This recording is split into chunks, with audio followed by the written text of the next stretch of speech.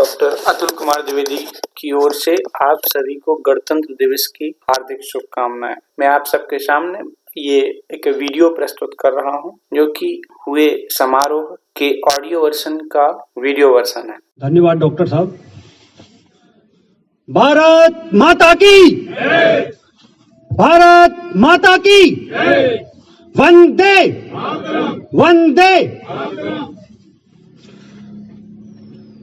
आदरणीय मुख्य अतिथि, चेयरमैन सर, डायरेक्टर सर, संस्थान के सभी शिक्षकगण, कर्मचारीगण, पीआरडी के जवान,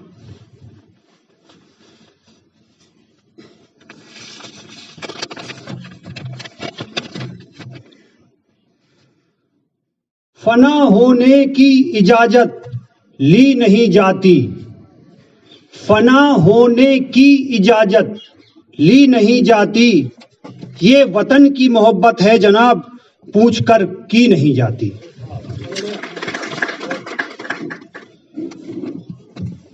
छब्बीस जनवरी 2021 को आज हमारा देश 72वां गणतंत्र दिवस मनाया जा रहा है। 26 जनवरी 1950 को देश में संविधान लागू किया गया था।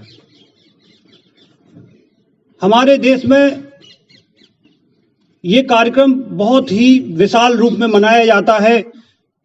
यहाँ पर 21 तोपों की सलामी दी जाती है। सुबह 10:18 पर भारत का संविधान लागू किया गया था। संविधान लागू होने के बाद हमारा देश एक गणतंत्र देश बन गया। इसके ठीक 6 मिनट बाद 10:24 पर राजेंद्र प्रसाद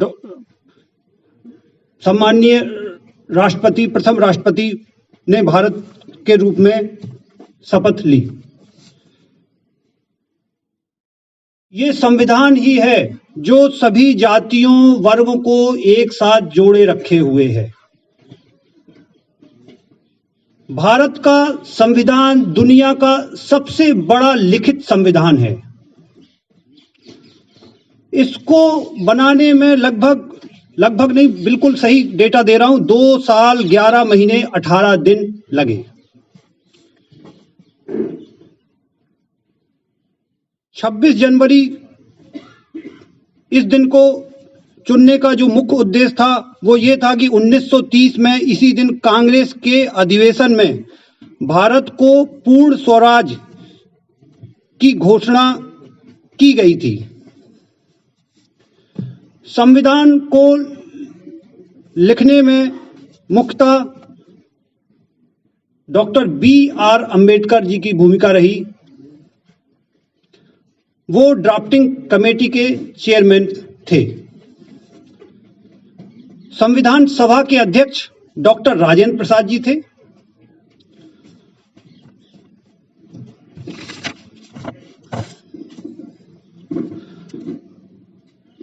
पत्थर को पीसकर कभी मैदा नहीं हुआ। पत्थर को पीसकर कभी मैदा नहीं हुआ और हमारे देश को कोई झुका दे, ऐसा कोई पैदा नहीं हुआ।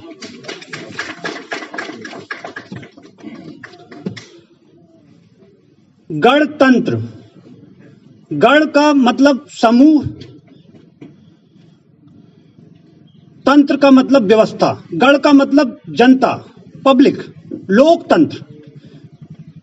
ऐसा लोकतंत्र, ऐसा शासन जिसको हमारा समूह, हमारे लोगों के द्वारा ही चुनाव होता है। इसी को गणतंत्र हम लोग गणतंत्र के रूप में मनाया जा रहा है हमारे देश में। इसी को गणतंत्र देश बोलते हैं, लोकतांत्रिक देश बोलते हैं, प्रजातंत्र देश बोलते हैं।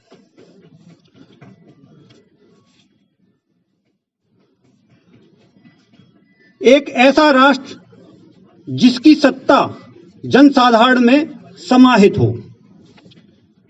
यहाँ नागरिकों को बराबरी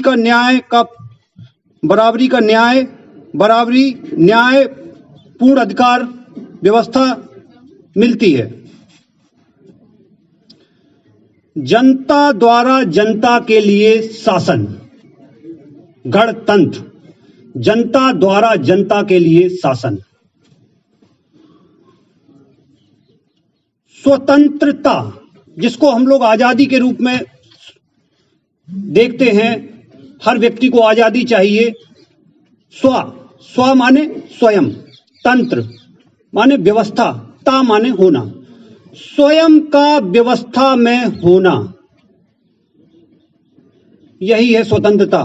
स्वतंत्रता का मतलब यह नहीं है कि हम अपनी मनमानी कर रहे हैं। मनमानी कोई स्वतंत्रता नहीं है।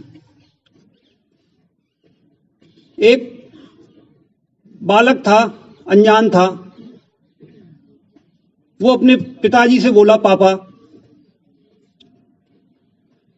मेरा जो मन करेगा मैं करूंगा। पापा बहुत परेशान। कुछ बातें तो ठीक थी, कुछ बातें उसकी ऐसी भी थी जो पिताजी मानने के लिए तैयार नहीं हो पा रहे थे, क्योंकि उनको मालूम था कि ये बातें ठीक नहीं है। एक सज्जन थे, उन्होंने उस बेटे से पूछा, बेटा ये बताओ कि स्वतंत्रता को तुम समझ रहे हो? बोले बिल्कुल समझ रहा हूं, मेरी जो मर्जी होगी वो मैं करूंगा। बोले ये कोका कोला जो तुम पी रहे हो, ये तुम्हारी मर्जी से पिया जा रहा है या तुम्हें पिलाया जा रहा है? बालक ने उत्तर दिया, मैं अपनी मर्जी से पी रहा हूं, मुझे कौन पिलाएगा? मैं स्वतंत्र देश का नागरिक हूं, स्वतंत्रता मुझे, मेरा परम अधिकार है। अगला उसके ऊपर एक और क्वेश्चन दागा गया। उससे कहा गया, ये बताइए ये जो कोका कोला है, इस कोका कोला में जो इंग्रेडिएंट है, जो जिस चीजों से मिलकर बनाया गया है, उसमें क्या है? बोले मुझे मालूम नहीं। अगला क्वेश्चन फिर ये पूछा गया कि ये बताइए ये आपके शरीर को हितकर है या अहितकर है? बोले शायद ये भी मुझे मालूम नहीं। तो पहले उसको इंग्रेडिएंट बताए गए, उसके बाद उससे कहा गया कि ये इंग्रेडिएंट क्या आपके शरीर के लिए फायदेमंद है या नुकसानदायक है? तो उस बच्चे का ही उत्तर आया, नुकसानदायक है। तो फिर पूछा गया उससे कि आप ये पी रहे थे या पिलाया जा रहा था? तो निश्चित तौर पे उसको स्वीकार करना पड़ा कि ये मैं पी नहीं रहा था, ये मुझे पिलाया जा रहा है। ऐसे बहुत सारे काम हैं जो जाने अनजाने में हम चाहते कुछ और है और हमसे कराए जा रहे हैं। हमें मालूम ही नहीं है कि हम, देखिए शारीरिक रूप से तो हम स्वतंत्र हैं, लेकिन मानसिक रूप से स्वतंत्र होना एक बहुत बड़ी बात है। मानसिक रूप से स्वतंत्र होना हमारे देश को पूरे विश्व में ऊंचाइयों पर पहुंचा सकता है। तो मानसिक स्वतंत्रता जरूरी है। मानसिक स्वतंत्रता का मतलब यह है कि जो भी हम कर रहे हैं और जो भी हम करना चाहते हैं, उसका एनालिसिस करना, उसको ठीक से मूल्यांकन करना कि ये क्या मेरे लिए सही है या गलत है। जिस दिन हर व्यक्ति अपने तरफ से अपना मूल्यांकन करना शुरू कर देगा, उस दिन उसको जवाब मिल जाएगा, ये किसी से पूछने की जरूरत नहीं है।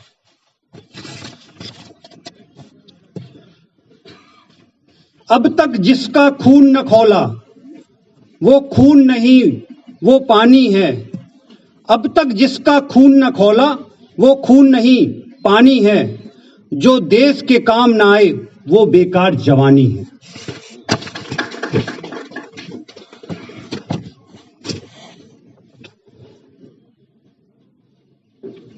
तो स्वतंत्रता, स्वयं का व्यवस्था में व्यवस्थित होना, इसी को स्वतंत्रता बोला गया है। व्यवस्था को समझना बहुत जरूरी है। जब तक व्यवस्था समझ में नहीं आएगी तो व्यवस्था में भागीदारी तो संभव है ही नहीं। अगर व्यवस्था को देखा जाए तो मैं एक मानव हूं, मैं अपने से अगर देखूं तो मेरे मन में क्या चल रहा है, मैं खुश हूं या दुखी हूं, ये मेरी खुद की व्यवस्था है। अगर मैं दुखी हूं तो निश्चित तौर पर मेरी व्यवस्था में कोई कमी है, उसको दूर करने की जरूरत है। अगर मैं खुश हूं तो इसका मतलब यह है कि उस खुशी को निरंतर होना भी जरूरी है। पल भर के लिए खुश हो गए, कब पल भर के लिए दुखी हो गए। ये कंटिन्यूअस हैप्पीनेस, निरंतर सुख नहीं है। तो स्वयं के अंदर झांक लें कि क्या वाकई में मैं अपनी जिंदगी से संतुष्ट हूं? क्या वाकई में जो मैं चाह रहा था वो मैं कर रहा हूं? अगर उत्तर आता है, मूल्यांकन आपका है, जिंदगी आपकी है, जिंदगी मेरी है, मूल्यांकन भी मेरा है, कोई दूसरा मूल्यांकन नहीं कर सकता। तो स्वयं का व्यवस्था में व्यवस्थित होना, स्वयं का जिम्मेदारी में भागीदार होना, यही एक स्वतंत्रता है। स्वयं के और फैलाव को देखेंगे तो वो समाज आ जाता है। समाज को अगर देखें तो क्या समाज हमारा व्यवस्था में व्यवस्थित है? समाज का मतलब group of people, number of people, बहुत सारे लोगों का जुड़ाव ही समाज है। तो क्या समाज में एक दूसरे को हम लोग देख पा रहे हैं, सुखी देख पा रहे हैं? समाज में जो कमियां हैं वो क्या धीरे धीरे खत्म हो रही हैं? उदाहरण के तौर पर हमारे समाज में अभी शिक्षा व्यवस्था 100% नहीं है। तो हमको देशभक्ति कहें या स्वयं की जिम्मेदारी कहें, स्वयं की जिम्मेदारी ही देशभक्ति है। अगर मैं अपनी जिम्मेदारी को पूर्ण कर रहा हूं तो ये ही सब, इससे बड़ी कोई देशभक्ति हो नहीं सकती। तो स्वयं की जिम्मेदारी को निभाना, तो शिक्षा व्यवस्था अभी हमारी देश की पूर्ण नहीं है, इसको पूर्ण करना है। कुछ कुरीतियों के बारे में भी मैं थोड़ा सा चर्चा करना चाहूंगा, जैसे कि दहेज प्रथा। आज भी कितनी सारी बेटियों का गला घोंट दिया जाता है पैदा होने से पहले ही। ये दहेज प्रथा का नतीजा है। नो डाउट वो व्यक्ति तो इसका जो गुनहगार है ही, जो कर रहा है, लेकिन ये कहीं ना कहीं हमारे समाज की एक बहुत बड़ी कुरीति है। इस पे हम सबको सोचना होगा, इसको बिल्कुल बंद करना होगा। क्योंकि जिस घर में एक बेटी है, आदमी अभी भी बहुत लोग पढ़े लिखे लोग तो इसको जो है हर्षोल्लास के रूप में ले रहे हैं, लेकिन बहुत सारे लोग आज भी दुखी हो रहे हैं। दुखी होने का कारण क्या है? कारण यह है कि उन्हें मालूम है कि हमें बहुत बड़ा दहेज देना पड़ेगा इनकी शादी में। तो इस तरह की व्यवस्था को हमको प्रण लेना है कि हमें ये खत्म करना है। हमें 1 रुपए भी ना देना है ना लेना है। ठीक है, लोग कहते हैं कि हम अपनी खुशी से देना चाहते हैं। अरे भाई, बाद में दे दो, शादी के बाद दे दो, शादी के टाइम पे मत दो। शादी के टाइम पे देने पे वो समस्या है, उस समस्या को हमें डटकर सामना करना है, उसको खत्म करना है। ये प्रण लेना है कि हमें 1 रुपए नहीं देना है शादी में। अगर देंगे तो निश्चित तौर पे वो दहेज प्रथा ही मानी जाएगी, क्योंकि हम दे तो रहे हैं लेकिन हमको बहुत सारे लोग देख भी तो रहे हैं। तो उसको हमें प्रण करके इस गणतंत्र दिवस पर यह प्रण करना है कि जहां पर यह व्यवस्था हो रही है उसको समझाना है, उसको बुझाना है कि ऐसी व्यवस्था ना हो। अगर आप बहुत खुश हैं, अपनी बेटी को देना चाह रहे हैं,